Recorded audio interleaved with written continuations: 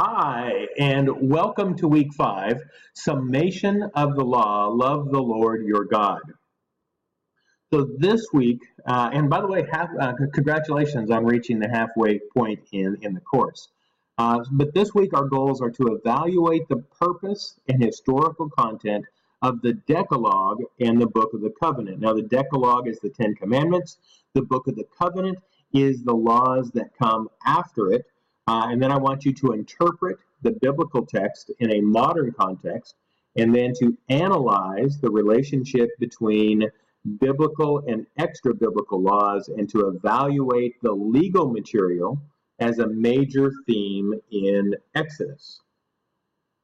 So our first assignment, assignment 5.1, is on the 10 Commandments or the Decalogue. And in approximately 2 pages, based upon the readings, so what that means is I'm wanting to see engagement with the reading, I'm wanting to see engagement with outside research, and obviously engagement with the Bible.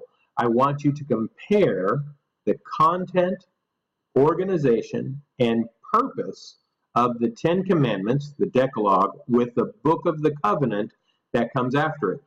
How is the purpose of this material interpreted in the New Testament? So the first part of the paper is going to be to compare the two and outline the types of laws, apodictic versus caustic or casuistic. And then how is the purpose of this material interpreted in the New Testament? And for that, the hint is really to go to Paul, is in Romans, and what does Paul see here? Also to look at Jesus' own words and what he has to say about the law. And then in your conclusion, explain how your findings could be applied in a ministry setting. For instance, one might use examples of the complexity in the legal code to support a Bible study on legalism and liberty, another key word to look at in the New Testament.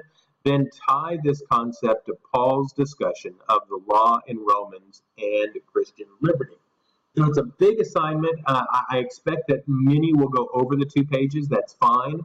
I want a full, well-written paper, and so whatever length you need to do that, because the law is so important to both the Old and the New Testament, and understanding their construction in the Old Testament and their interpretation in the New Testament is critical to believers today. So you as church leaders, I feel, need to have a really prepared defense for how is this material relevant to the modern church. And I'm going to be looking at each of the 3 sections, looking at the material in the Old, looking at how it's interpreted in the New, and then how we should understand it as modern believers as the 3 main sections of your paper.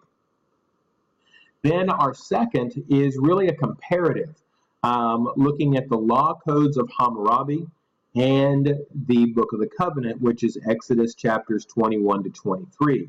So I want you to analyze the similarities and differences between the law code of Hammurabi and the laws in Exodus 21 to 23. And so there are several questions that I want you to do. One is to evaluate similarities and differences between the two, and I need specifics, and I need both engagement with the reading and outside research, and then really dive into it, and do they share a common purpose, or are they designed in 2 different ways?